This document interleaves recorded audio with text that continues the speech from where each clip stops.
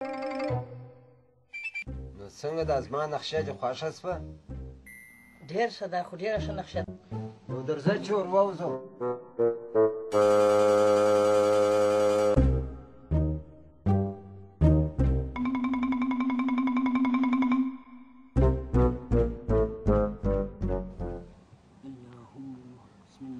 دا داسې ملنګ دی چې هر مرض څوک ولري د ده په دا مچو باندې په هغه ګړې جوړېږي. ستاسې قربان سم. دغه د هغو روزګانه څه مې راوستلی دي، دغه ورور مې دی، د ټولې دنیا ډاکټران یې په غوښتي دي، هېڅ علاج نه کېږي. نو که تاسې یو څه څاښتنه وشیان راکړئ چې یو څه شی ورسره وشي، ډېر به ښه وي. دا داسې ملنګ دی چې څو ړندیان یې نور بنا کړي دي، شلان ولاړه یي چې هر رقم ناجوړې وې ځینې ایسته کوي. مګر و شکرانه خو مو غواړي. ستا به لا دې واخلې چې زما د ورور علاج وشي. ډېرو ډاکټرانو ته مې ور وستلی دي، خو شکرانه دونې دغه نه دی، بس چې زما د ورور علاج را وکړي ډېر به ښه وي. دا خو نو شکرانه 1% کېږي.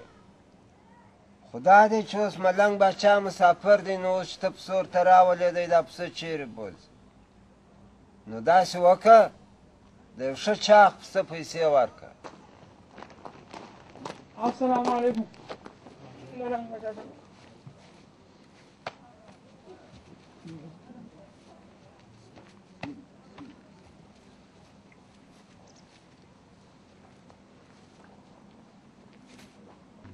د 2 پسو پیسې دې ستا به لا واخلې، خو دغه زما د ورور علاج چې وسي. دا داسې ملنګ دی که د چا د دنیا کار باندې د دنیا کار یې ورسمولی شي، که د چا د واده کار ماتلی د واده کار یې ورسولی شي، که څوک په سترګو ړوند دي بنا کولی شي، ومشلان یې ولاړ کړي دي. ملنګ باچا ستا قربان سم، دا زما د واده کار باندې دا به څنګه شي؟ تاسې یې پلا غږ نه لرئ؟ موږ به دغه ځوان ته یې پلا څښتونه ورکړو، په سترګو ړوند دی.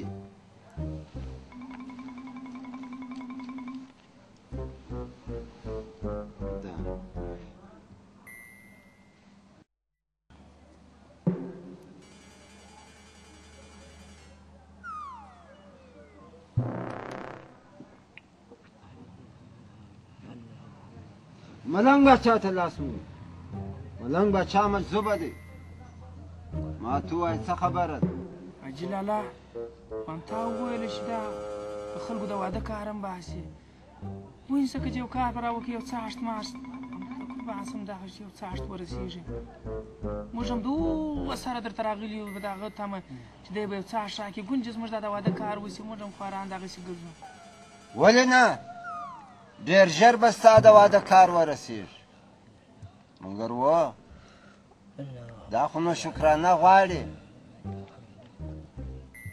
15,000. او بله خبره دا ده چې ملنګ باچا ته به دې عقیده سمه وي. که دې عقیده خراب و ستا کار نه کېږي.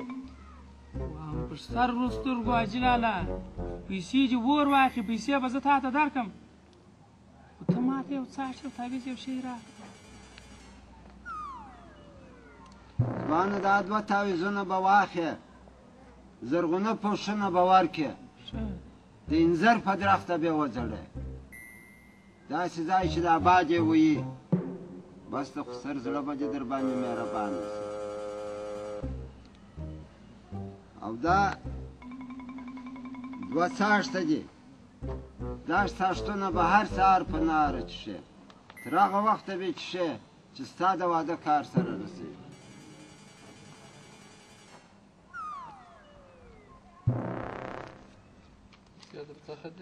دا 3,000 زما سره څه ښه نور ستاسو نشته؟ واده زه وګورم.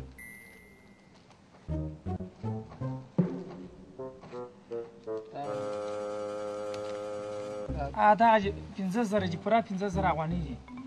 سید ما سترګې څنګه شوې؟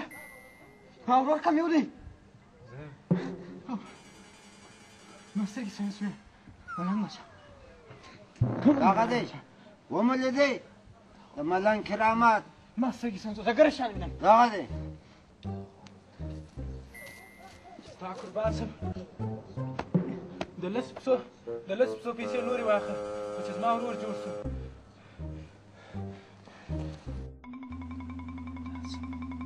دا ملنګ دی دا بیخي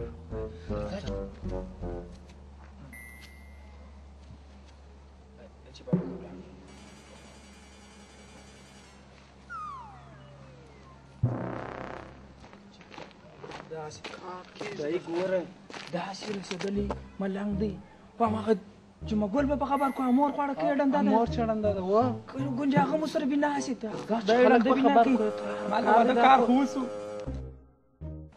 استا غنم څنګه سوله ولا بارانونه پر وسوله دی ما مې کرلې وه لږ راپورته سوي دي نو و په د محمد و تاریاکو مرس کړی دی سوا و ولا اگر د سټک جوړ سوي دي هغه خوره کوي وسه چم کوي نو که دې غنم لو کوله پر ما بیا ژغ وکړ ما دا ورشي نه دي دا د جمع کول هر جمعه ګله ګرد کلی مې کوڅه په کوڅه در پسې وغوښتې ولې خیر دی څه خبره ده عجیب رسېدلی ملنګ راغلی دی په خبر به نه هشه څنګه ملنګ چیرې دی وم ته څنګه نه په خبر کلي ته داسې ملنګ راغلی دی مې واروستی د واده کار نه و بند ساشتونه یې ورکړله تعویضونه یې ورکړله یو بل ورته ناست و یو ځوان و ړوند و یو دم یې سترګې جوړې سولې هشه ملنګ کلي ته راغلی دی ولا عجبه ښه خبره دې وکړله زما دې په سترګو نه ویني کشکې هغه ورولې چیرې دی دا ملنګ ولا زما کوچنی ورورم خاورې خوري موږ په دغه خاطر ستا په تا پسې کلي کوڅه په کوڅه وغوښتې چې ته خپل اجې ورولې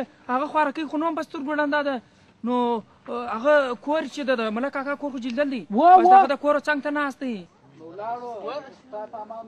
هشه هلته دی ونیسئ ورسئ خدای مو مست ښه د کور در ځئ چې ګرده ورسو پوهېږې در ځئ وولا چېپه ښه خبره یې وکړه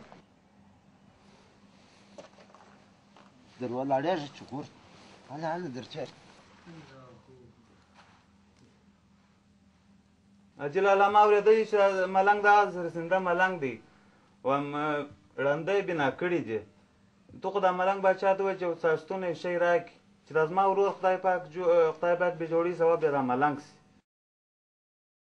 ځوانه ته دلته راوز کېږه سلیمانه ته راوز کېږه دا داسې ملنګ باچا دی چې ړنده یې بنا کړي دي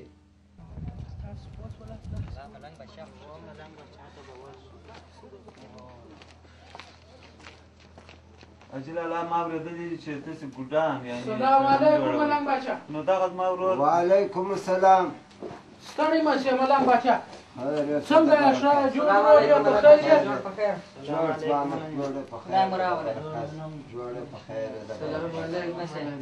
وعلیکم السلام جوړه په خیر ځوانانو ستړي مه شئ خیر یو څه یوازې ستړي مه شې ملنګ باچا ښه ځوانه تا خواته کښېنه دا د ملنګ باچا مخ دې نیولی ښه ملنګ هلته دی بله و دغه دی ښه نو ځوانه ته کیسه وکړه دغه 15 کاله کې دغه ورور مې ډېر په تکلیف دی اجل الله ته د ملنګ ته وایې چې یو څاښتونه یو شی ورکړي چې دغه په خوارکۍ جوړ سي ډېر په تکلیف دی نه لمونځ کولی سي نه اودس کولی سي بیخي په تکلیف دی